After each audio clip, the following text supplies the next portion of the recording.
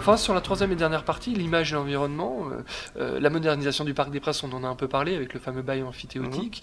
Est-ce qu'il est possible de proposer d'autres services au Parc des Princes, des hôtels, des restaurants, des choses comme ça, innover un peu sur quelque chose qui n'existe pas en France? Alors en fait, c'était le projet au départ de Colony Capital, c'était d'investir aussi autour du Parc des Princes et d'en faire vraiment un lieu de vie. Bon, ça a été assez compliqué. C'est possible ça avec les gens qui habitent Boulogne? Non, mais justement, les riverains, c'est un peu compliqué. C'est toujours très compliqué de toute façon en France. Et c'est compliqué aussi pour le stade Jean-Bouin d'ailleurs, avec les riverains, on le voit aussi. Donc je crois qu'ils en sont un peu revenus. En revanche, c'est vrai que le rêve de beaucoup de présidents de Ligue 1 aujourd'hui, c'est d'avoir un stade qui leur appartient. Alors un truc dont ils pas propriétaire, mais en tout cas ils ont vraiment le pouvoir de faire ce qu'ils veulent. Voilà. Et de pouvoir l'exploiter avec justement une enceinte plus moderne, avec plus de confort pour les spectateurs, plus de merchandising, plus d'endroits sympas pour acheter des produits dérivés, tout ça. Et c'est vrai que ça fait marcher en plus au commerce. Voilà. Et puis les gens consomment plus dans des lieux modernes, parce que le Parc des Princes, moi je trouve que c'est un stade fabuleux. C'est vraiment un beau stade. Moi je le trouve beaucoup plus adapté au match de foot que le Stade de France, même si le Stade de France c'est un bel objet, un bel outil, mais bon, pour le foot, on est plus loin. C'est moins un stade de foot. Le Parc des Princes, c'est vraiment un stade de foot. Après, là, de toute façon, ils vont le rénover pour. Si la France a l'Euro 2016, parce que ça, c'est pas encore. Ils seront obligés. Ils sont obligés. Ça peut générer des bonnes choses. Bon, après. C'est pas ça qui va remettre le club en haut de l'affiche, mais bon, ça peut contribuer à faire progresser. Le programme de l'hooliganisme, est-ce que le Paris Saint-Germain, selon vous, a mis tout qu'il a mesuré, il donnait toutes les... C'est un sujet compliqué. Bon, déjà, il y a Robin Leproux, à juste titre, avait appelé au pouvoir public après le drame. Décision, voilà, donc là, il y a eu des effets, il y a eu des annonces, pas dire des effets d'annonce, il y a eu des annonces faites par le ministère de l'Intérieur. Parler de dissolution. Voilà, dissolution. Alors, c'est le grand débat, justement, est-ce que ça règle beaucoup de spécialistes diront que non, que au contraire ça amplifie le problème, parce que quand les voyous ne sont pas encadrés, c'est encore pire.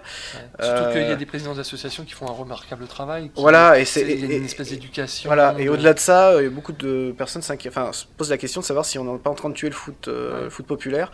Parce que si on fait ça, je veux dire, c'est quand même le supporter de base, c'est quelqu'un qui s'ennuie un peu quand même, je caricature, mais qui peut s'ennuyer dans la semaine et qui a son truc, c'est le PSG, d'aller au match du PSG le samedi soir, et qui est supporter, quoi, donc qui peut dire des mots grossiers au stade, mais qui est pas un voyou, qui est pas là pour se battre, qui est là pour vivre son truc. Et c'est vrai que si on casse ça, on tue un peu je pense qu'on tue un peu le foot. Et le foot, c'est quand même un sport populaire, c'est pas le rugby, c'est pas le côté un peu plus élitiste du rugby, un peu bobo du rugby quand même, parce que le public parisien du rugby, c'est pas le même public que le foot. Donc évidemment qu'il faut chasser les voyous, faut que le PSG affiche clairement la couleur en disant on a des supporters des fachos et il faut les éradiquer.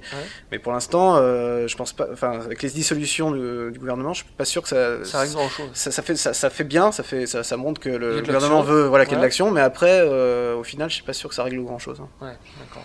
Est-ce que on parlait aussi également de billets nominatifs, d'augmentation de prix des places, de faire jouer les matchs l'après-midi? Alors le PSG fait des efforts déjà, il fait des efforts, ils ont pas eu trop le choix, mais sur tout ce qui est billets, ils peuvent identifier les voilà, donc ça il y a du travail de fait, il y a le travail des trucs de portique de sécurité, donc il y a quand même déjà des choses qui ont été faites à l'intérieur du Parc des Princes. Après, pour ce qui concerne les matchs, donner une atmosphère plus sympa autour du parc et tout, le problème des matchs l'après-midi, c'est que c'est les télés qui décident, c'est les diffuseurs, donc comme les journées ont été fixées à 19h, déjà voilà, et puis il y a les fameux matchs décalés pour Canal+, à 21h, et c'est vrai que quand il y a un PSG-OM, Canal+ préfère que ça soit à 21h qu'à 15h. Voilà, donc mais paradoxalement, en Angleterre, on a des grandes affiches aussi pour l'après-midi, c'est vrai. Non, mais qui sont diffusées avec des gros droits télé. Bien sûr, c'est vrai que ça serait bien, parce que je pense que ça donnerait une atmosphère un peu plus légère. Et d'ailleurs, il n'y a jamais eu peut-être qu'il y en a eu, mais j'ai pas le souvenir d'incident très grave dans un match l'après-midi. Moi non plus, je pense pas. En même temps, comme vous disiez, c'est pas pléthore de matchs non plus qui a eu lieu à ce moment-là. Mais je sais qu'après ils avaient fait un match l'après-midi après la mort du supporter précédent, après le match. Voilà. Il y avait eu un match l'après-midi, un PSG Toulouse, je crois que c'était joué l'après-midi. Je je crois qu'il y a eu quelque chose comme ça. Oui.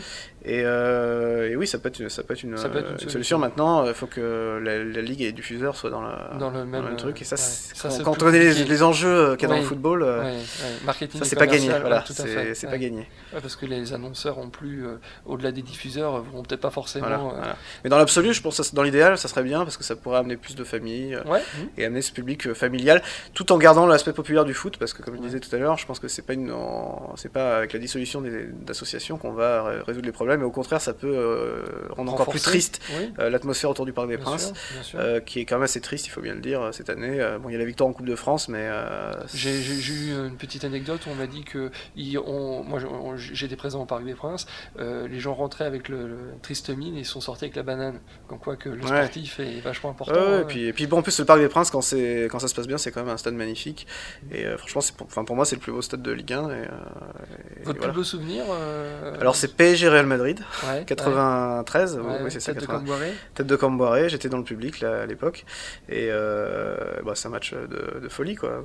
Et mon père d'ailleurs, j'étais avec mon père à l'époque, il m'avait dit on n'est pas prêt de revoir un match comme ça, là je crois qu'on n'est pas prêt de revoir des matchs comme ça, malheureusement avec le PSG, parce que là... Et en tant que journaliste, de ce que vous avez pu couvrir, si vous avez couvert des matchs... Sur le PSG, je dois dire que j'ai pas couvert des trucs très agréables, c'est souvent malheureusement des affaires extrasportives, comme je les ai pas couverts en Ligue des Champions, je sais qu'ils étaient il y a 6 ans, mais je n'étais pas dessus.